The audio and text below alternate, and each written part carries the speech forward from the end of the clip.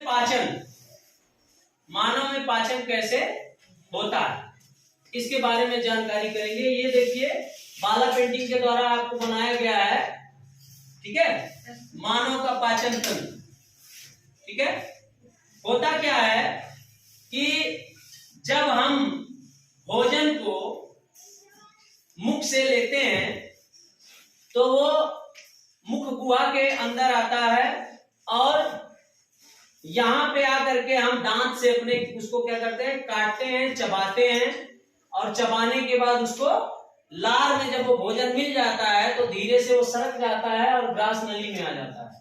तो ग्रास नली में भोजन पचता नहीं है बल्कि ये सीधे आ जाता है अमाशय में।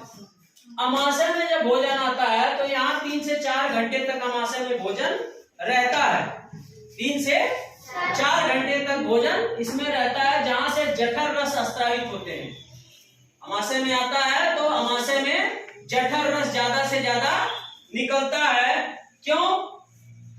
क्योंकि जठर रस में पाचक एंजाइम होते हैं। जठर रस में पाचक एंजाइम होते हैं, हाइड्रोक्लोरिक अम्ल, और ये जो हाइड्रोक्लोरिक अम्ल है और इसके साथ ही जो है श्लेष्मिक पाए जाते हैं। तो हाइड्रोक्सिलेस्मिक का कार्य होता है हाइड्रोक्लोरिक अम्ल से इनकी आंत की दीवारों को, इनके जो अमाशय हैं इनकी दीवारों को गलने ना पाए, उनसे बचाव करना होता है। पाचक एंजाइम होते हैं इसमें, जो एंजाइम पेप्सिन और रेनिन निकलते रहते हैं हमेशा। जठर रस से पाचक एंजाइम निकलते हैं, वो एंजाइम होते हैं पेप्सिन और रेनिन। रेनिन का काम होता है दूध से दही में उसको कन्वर्ट कर देना, और पेप्सिन का जो काम होता है वो प्रोटीन को पचाता है। क्योंकि आप भोजन संतुलित लेते हैं ना, तो प्रोटीन को क्या करता है, पचा देता है। श्लेष्मिक का काम होता है कि जो इसके दीवार के अंदर का जो परत है ना उसको सुरक्षित करना होता है। उसको क्या करता है, इससे हाइड्रोक्लोरिक अम्ल से। अब 3-4 घंटे तक ये जब ये यहाँ पे रहता है तो धीरे धीरे धीरे धीरे ये छोटी आंत में आ जाता है। तो छोटी आंत की नली में जब भोजन आता है उसी समय यकृत से निकलता है, यकृत और ये पित्ताशय है, पित्ताशय से यहाँ पित्त रस निकलता है और इसी नली में आ जाता है। और यहाँ जो नहीं बना हुआ है पैंक्रियाज अग्नाशय होता है, यहाँ से अग्नाशयी रस, ये दोनों पित्ताशय पित्त रस और अग्नाशयी रस दोनों नली में आकर के पचाते हैं इसको छोटी आंत में। छोटी आंत में ला करके भोजन को क्या करता है, पचा देता है। और इसका काम है हाइड्रोक्लोरिक अम्ल जो होते हैं वो भोजन के माध्यम से अम्लीय बनाता है भोजन को। हाइड्रोक्लोरिक अम्ल जो होते हैं वो भोजन के माध्यम से इसको अम्लीय बनाता है। और भोजन में उपस्थित जो होते हैं ना, आप खाते हो तो आपको पता नहीं है सूक्ष्म जीव है क्या नहीं है इसमें। तो भोजन में जो उपस्थित सूक्ष्म जीव होते हैं उनको वो किल कर देता है, यानी उनसे सुरक्षा रखता है, उनको मार देता है, उनको नष्ट कर देता है। और हाइड्रोक्लोरिक अम्ल का काम क्या है, भोजन को सड़ने से बचाता भी है। और जब छोटी आंत में यहाँ आ जाता है अमाशय से भोजन, तो यहाँ पर क्या होता है, पित्ताशय से पित्तरस और अग्नाशय से अग्नाशयी रस दोनों नलिका के द्वारा पहुंचते हैं। और इसमें उपस्थित जो एंजाइम होते हैं, छोटी आंत में ये भोजन प्रोटीन और वसा का पाचन हो जाता है। तो छोटी आंत के प्रथम भाग से ही पचना शुरू हो जाता है और पाचन के फलस्वरूप भोजन तरल अवस्था में आने लगते हैं, है ना।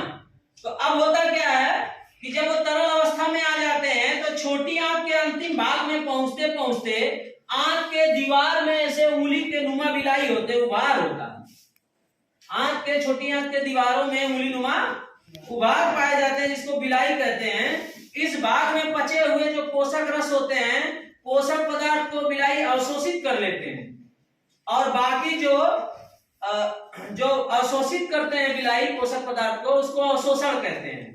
क्या कहते हैं, अवशोषण। अवशोषण के बाद जो बचे हुए उपयोगी होते हैं भोजन, वो बड़ी आंत में चले जाते हैं। शरीर में जो अवशोषित पदार्थ होते हैं वो वृद्धि का काम करते हैं और वृद्धि के काम जैविक क्रियाओं में भी संचालन हेतु उसका उपयोग किया जाता है। यही जो क्रिया है जो जैविक क्रिया में या वृद्धि के लिए उपयोग किया जाता है उसको कहते हैं इमिल्सीकरण या स्वांगीकरण उसको बोलते हैं। अब भोजन के जो अनुपयोगी भाग हैं वो बड़ी आंत में जाकर के पहुंच जाते हैं और यहाँ पर अतिरिक्त पानी का बड़ी आंत अवशोषण कर लेता है और उसके बाद जो बचे हुए अपशिष्ट ठोस पदार्थ होते हैं वो मलाशय में जाकर के इकट्ठा हो जाता है। वहां जाके इकट्ठा होता है, जो समय समय पर आप धीरे धीरे उसका गुदा द्वार के द्वारा मल के रूप में बाहर निकाल देते हैं। इसी क्रिया को बहिक्षेपण कहते हैं या इसी क्रिया को बहिक्षेपण क्रिया भी कहते हैं। ठीक है, तो ये प्रक्रिया जो है अंतःग्रहण यानी भोजन को यहाँ से लेना और यहाँ अमाशय में आकर के छोटी आंत में आकर के पच जाना, अमाशय में आना, इकट्ठा होना और छोटी आंत से बिलाई द्वारा उसको अवशोषण कर लेना और बड़ी आंत से स्वांगीकरण को करना और उसके बाद मल के रूप में बाहर निकाल देने की प्रक्रिया को बहिक्षेपण कहते हैं। तो ये this is all about the मानव डाइजेशन इन ह्यूमन, मानव में पाचन की ये प्रक्रिया है। ठीक है, तो आपने सरसरी निगाह से अगर आप देखें तो ये देखेंगे कि मुंह से भोजन लेते हैं, ग्रास नली से आकर के अमाशय में आ जाता है, जहां पे जठर रस के द्वारा पाचक रस निकलते हैं। जठर रस में 2 ग्रंथियां होती हैं और एक प्रोटीन पेप्सिन होता है और रेनिन होता है। पेप्सिन प्रोटीन को बजाता है और रेनिन दूध को दही में बदल देता है। उसके बाद छोटी आंत में आता है जहां से यकृत से पित्ताशय रस और यहाँ अग्नाशय से अग्नाशयी रस दोनों मिला करके इसको पाचन रस के छोटी आंत में आते हैं और पचाना शुरू कर देते हैं प्रथम भाग से ही।